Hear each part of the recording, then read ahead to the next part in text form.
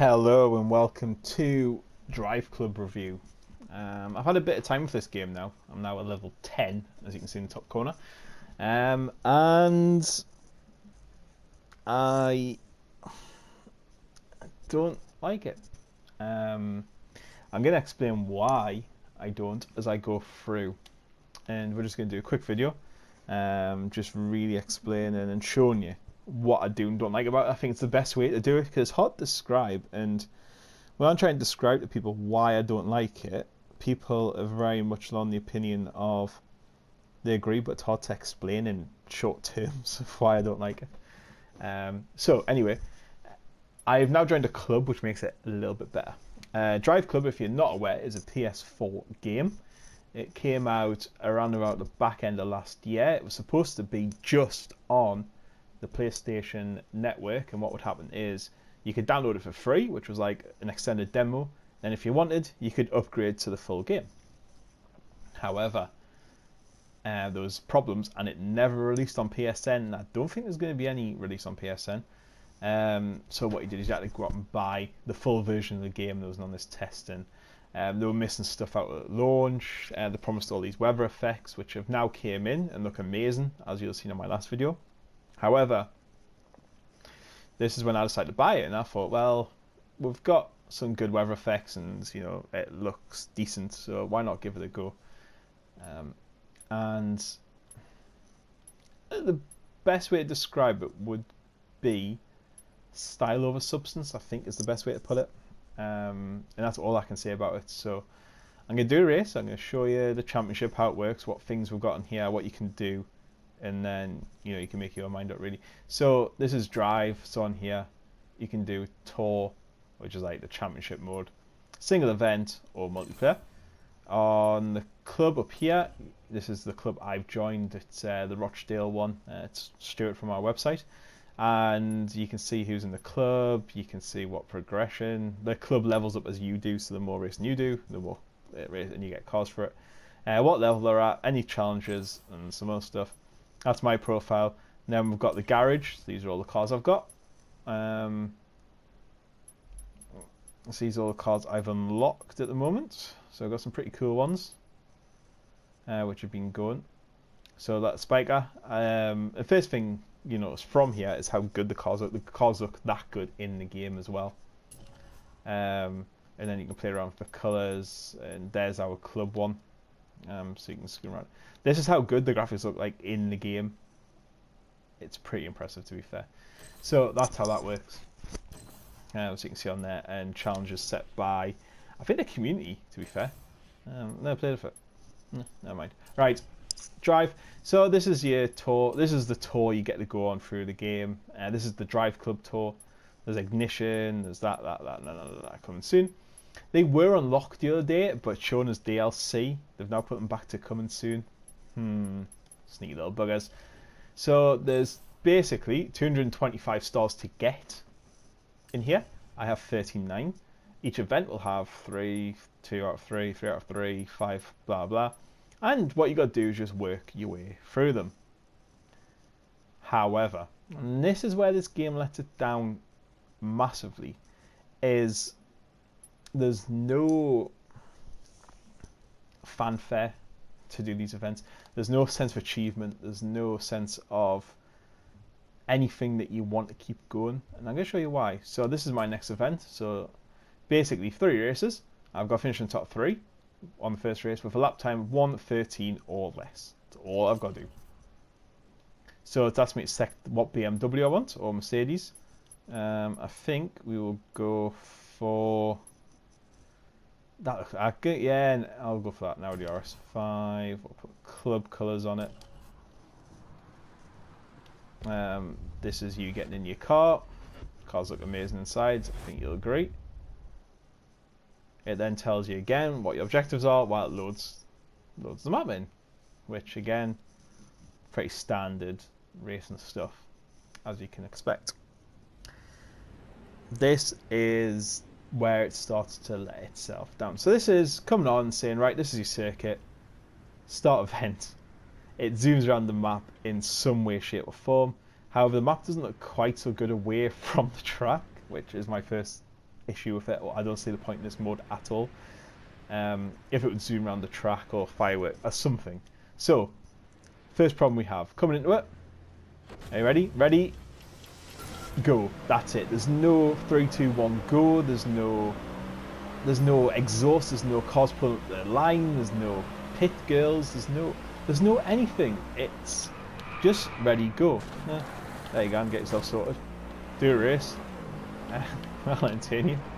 And that's all it is. And that is the first problem with the game. And I know people are going to say, well, why do you want that when you're racing?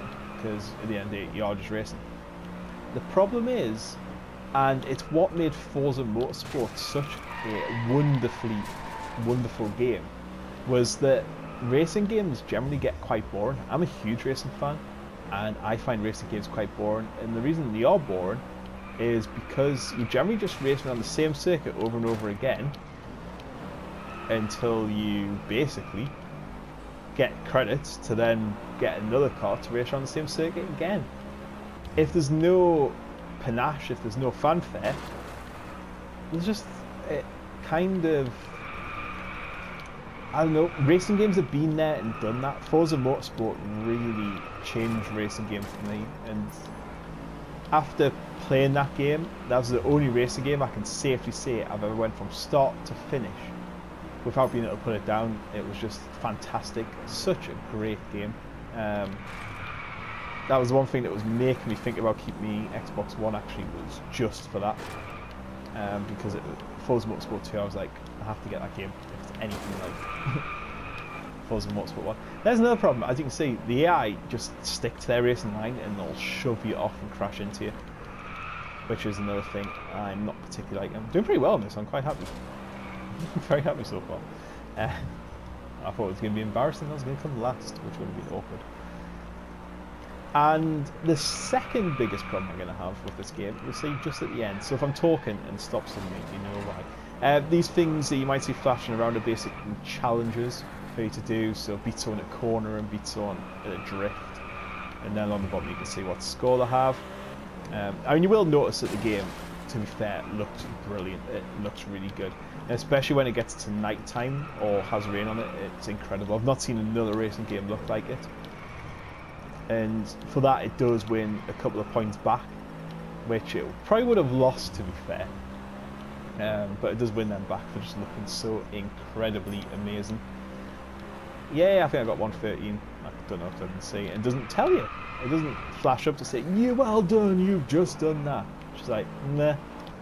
I have no idea if I've done it or not. And you got nice little touches like the balloons and campfires and flares and stuff, but the track doesn't seem alive. You know what I mean? There's nothing like helicopters flying overhead. Yeah, there's the odd bird and the odd balloon and leaves on the side of the road, but you don't feel like you're driving anywhere apart from this stretch of road, and there's nothing else happening. Would be it's a criticism. I won't say it's a massive criticism, but for me, it's important that racing game makes you feel like. I mean, look at how many balloons. There's no set of balloons there, no set of birds there. I've seen it all before. And there's not much going on. You don't see cars really parked at the side of the road. There's not many crowds. As you can see, there's no one standing around here at all. Is it? And we're going to see. Let's see if I can get above 113 again. Oh, I might do actually. 7, 8. And this is my biggest problem. Look at it. Watch. Done. Done it in one under. So. That is the race finished. That's it. There's no fireworks. There's no, like, well done. There's no, yeah, get in. There's no anything. It's just like, well done, you finished the race. Click next. Right, click next. Right, there you go, next race. There's nothing to make you feel like you've achieved anything. Like, when you've done all these 3 races, which I'm not going to do, there you go. See the bottom one, finish the championship with at least something. No way does this tell you throughout it where you are in the championship, what you're doing in the championship. You don't see scoreboards come up with like points flying everywhere and going, "You've just done this," you know, boom, boom, boom, boom, boom, slap. There's just nothing. It's just lacking, and I think it's such a shame. It's got the potential to be such a great game, and it's just not. And yes, it looks amazing, incredible. The weather effects are amazing. The cars are incredible, but there's just no substance to it, and there's nothing to keep you coming back for more. There's no sense of achievement, and for that, the best I can give it is a 6 out of 10. It's going to be one of them games you might pick up and play and spend 10 minutes on. You might join some friends for a little bit of a race around, but I don't think you're going to go out your way and keep playing it. And that is a race fan who've played many racing games over the years. I hope it keeps improving with updates and so forth, because I think it could do a lot of work, and hopefully Sony keep updating it. However, I got it for £24, which isn't a bad price. Yeah, that was just from a shop. That's from GameStop. So if you got the money, maybe check it out. I can't really recommend it though, and I was severely let down. A lot of people I have spoke to are also let down for it. So yeah, that's Driveclub. It's for PS4 now, and yeah, about 6 out of 10. And I'll see you all later. Goodbye.